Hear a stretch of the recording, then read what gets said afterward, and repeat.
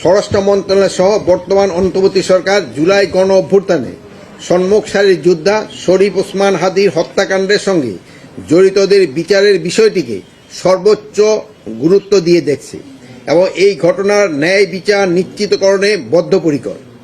এই হত্যাকাণ্ডে জড়িত কাউকে কোনো প্রকার ছাড় দেওয়া হবে না। ইতিমধ্যে এই হত্যাকাণ্ডের ঘটনার সঙ্গে জড়িত 10 জনকে যৌথ বাহিনী পুলিশ, র্যাব, বিজিবি কর্তৃক গ্রেপ্তার করা হয়েছে। এর মধ্যে রয়েছে হত্যাকাণ্ডের মূল হোতা ফয়সাল করিমের স্ত্রী শাহেদা পারভিন সামিয়া, মা ও বাবা শ্যালক ওয়াহিদ আহমেদ ও শিপু এবং মোটরসাইকেল মালিক আব্দুল হান্নান। তাছাড়া হত্যাকাণ্ডে ব্যবহৃত মোটরসাইকেল এবং 2টি বিদেশি পিস্তল, 2টি ম্যাগজিন, 41 রাউন্ড গোলাবারুদ এবং 1টি খেলনা পিস্তল উদ্ধার করা হয়েছে। অতি দ্রুত এই ঘটনার মূল হোতা ফয়সাল করিম মাসুদকে শনাক্ত আইনের আওতায় আনা হয়েছে। তবে হত্যাকাণ্ডে মোটিভ উদ্ধার ও গোপনীয়তা বজায় রক্ষার স্বার্থে এ বিষয়ে এখনও বিস্তারিত জানানো সম্ভব হচ্ছে না। তবে আমরা আপনাদের আশ্বস্ত করছি এই বিষয়ে বেশ অগ্রগতি হয়েছে এবং তাকে মূল হোতাকে খুঁজে বের করতে আইন শৃঙ্খলা বাহিনী প্রাণপণ চেষ্টা করে যাচ্ছে।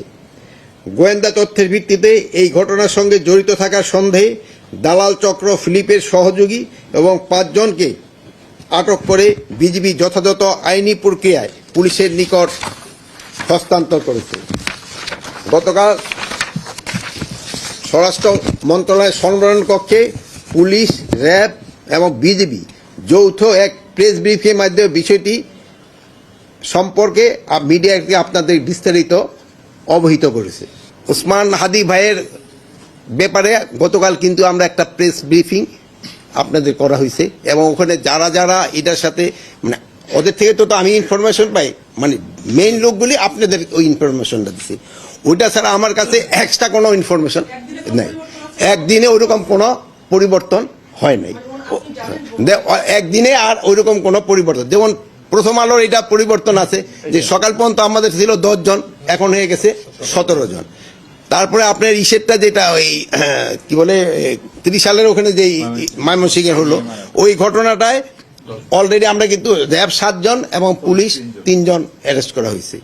প্লাস ওই যে ইসে নোয়াখালীর যে ইসে লক্ষ্মীপুরের ঘটনাটা কিন্তু তদন্ত চলতেছে। এটা এক একজনে এক এক রকম কথা বলতেছে, বাট তদন্তের পরে বোঝা যাবে এই অ্যাকচুয়াল কি ঘটনাটা। আর একটা হলো খুলনা, খুলনায় একটা ঘটনা ঘটছে, ওটাও মানে কিছুক্ষণ আগেই ঘটছে, মানে 10টা সাড়ে 10টার দিকে 11টার দিকে ঘটছে। আমরা এই অলরেডি আমি কেএমপি কমিশনারের সাথে কথা বলছি, উনি পুরো ঘটনাটা বিস্তারিত জেনে আমাদের জানাবে।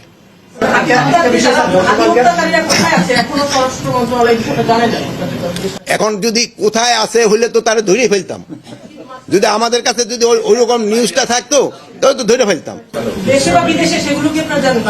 এখন কোথায় আছে এই জন্য দেশেও থাকতে পারে, বাইরেও থাকতে পারে, বাট আমরা একজাক্ট লোকেশন যদি জানতে পারতাম তো